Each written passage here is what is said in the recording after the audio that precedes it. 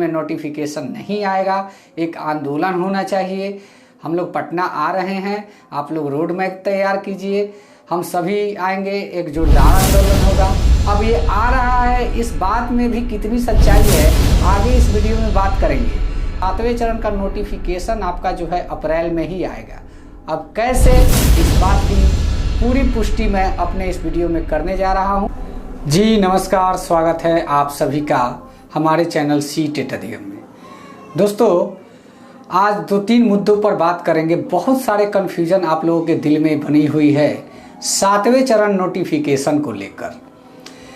किन लोगों का कहना है कि नोटिफिकेशन नहीं आएगा, बहुत सारे लोग का ऐसा भी कहना है कि ऐसे ही विभाग के द्वारा और मंत्री जी के द्वारा बरगलाया जाता है, अप्रैल में नोटिफिकेशन नहीं आएगा, एक आंदोलन होना चाहिए। हम लोग पटना आ रहे हैं, आप लोग रोड मैप तैयार कीजिए, हम सभी आएंगे, एक जोरदार आंदोलन होगा। बहुत सारे ऐसे सलाह और सुझाव दोनों ही आ रहे हैं। तो ऐसे में मैं आप लोगों से यह पूछना चाहता हूँ कि क्या 7वें चरण को लेकर जो फिलहाल पिछले दिनों जो हमारे साथी गए हुए थे, उन लोगों के द्वारा जो अपडेट आई है नोटिफिकेशन को लेकर कि अप्रैल लास्ट तक आ रहा है। अब ये आ रहा है, इस बात में भी कितनी सच्चाई है आगे इस वीडियो में बात करेंगे। और जो कन्फ्यूजन है मैं अभी ही क्लियर कर देना चाहता हूँ कि 7वें चरण का नोटिफिकेशन आपका जो है अप्रैल में ही आएगा। अब कैसे, इस बात की पूरी पुष्टि मैं अपने इस वीडियो में करने जा रहा हूँ। तो बने रहिए हमारे साथ और चैनल को भी सब्सक्राइब कीजिए, बेल आइकन प्रेस कीजिए ताकि आने वाली वीडियो का नोटिफिकेशन सबसे पहले आपको मिले। और वीडियो अच्छा लगे तो ज़्यादा से ज़्यादा शेयर भी करें। तो दोस्तों सबसे पहली बात मैं आप लोग को बता देता हूँ, जब हम लोगों ने शिक्षा मंत्री आवास पे जब हम लोग गए तो फर्स्ट कहना उनका था कि 7वें चरण का नोटिफिकेशन छठे के बाद आएगा।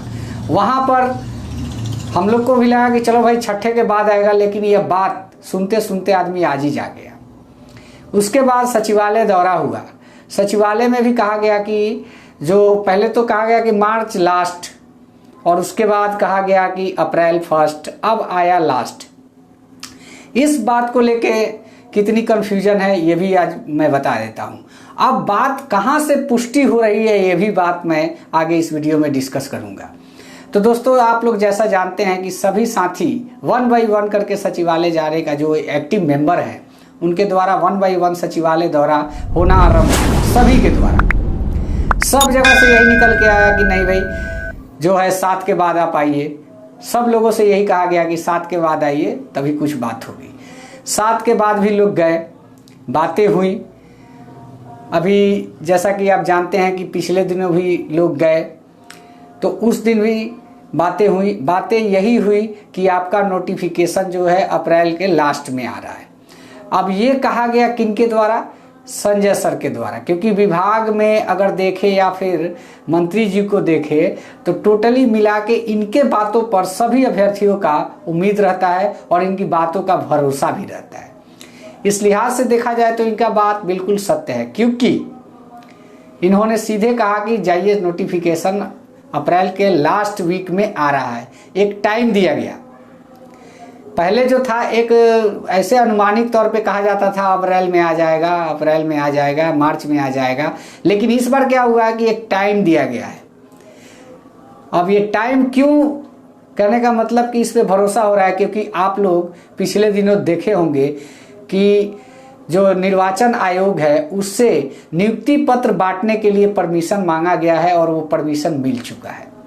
अब क्या है कि 7 के बाद या फिर इससे पहले विभाग जो है नियुक्ति प्रक्रिया करेगी।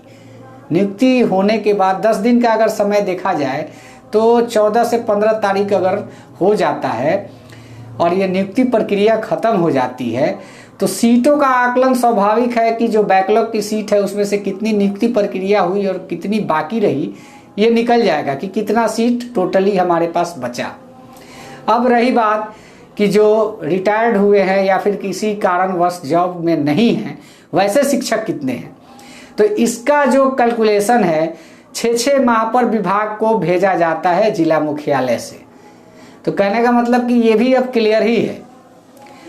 अब बचा लास्ट का 6 महीना का, तो उसको भेजने के लिए किसी भी जिला शिक्षा विभाग से टाइम नहीं लगेगा, वो 5 दिन या 1 हफ्ता में पूरा कर लेगा। यानी कि 15/7/22 तारीख तक ये प्रक्रिया अपने आप पूरी हो जाती है। इसके बाद 22 के बाद विभाग जब चाहे तब नोटिफिकेशन दे सकता है, अगर चाह दे तो इसलिए इस बात में ज़्यादा सच्चाई लगती है कि जो अप्रैल लास्ट का महीना है इसमें नोटिफिकेशन आने की पूरी उम्मीद है। और संजय सर के द्वारा भी यह संभावना दिया जा चुका है कि आप लोग का नोटिफिकेशन आ जाएगा। सेकंड पॉइंट, विधानसभा सत्र के दौरान माननीय शिक्षा मंत्री जी महोदय के द्वारा भी यह कहा गया, बीटेट के सवाल पर एक विपक्ष के विधायक के सवाल का जवाब देने के दरमियान उन्होंने यह बात कहा कि जो है एलिजिबिलिटी पात्रता परीक्षा जो है वो तो 7वें चरण में होगा ही नहीं, क्योंकि 7वां चरण जो है प्रस्तावित है। अब इस शब्द का मतलब समझें, प्रस्तावित का मतलब कि ऑलरेडी इसका प्लान किया जा चुका है। 7वें चरण का एक अनुमानित प्लान जो है, रोड मैप जो है विभाग और मंत्री जी मिलकर तैयार कर चुके हैं। तो ये जो है प्रस्तावित हो गया, उसकी कुछ प्रक्रियाएं भी हो चुकी होंगी, तभी वो प्रस्तावित हुआ होगा। तो यहाँ से ये चीज़ बिल्कुल क्लियर हो जाता है कि 7वां चरण प्रस्तावित है और शिक्षा महानिदेशक के द्वारा ये कहा जाता है कि अप्रैल के लास्ट में अगर दोनों चीज़ों को मिलाते हैं तो यह देखा जाता है कि नहीं, नोटिफिकेशन जो है आपका अप्रैल लास्ट तक आ जाएगा। अब इसमें अब 50-50 का मामला नहीं कह सकते हैं, अब अगर कहना ही होगा तो 40 और 60 का मामला कह सकते हैं। 100% अभी भी मैं नहीं कह रहा हूँ, लेकिन ज़्यादा चांसेस जो है अप्रैल के लास्ट महीने में नोटिफिकेशन का है, इस बात को मानना पड़ेगा।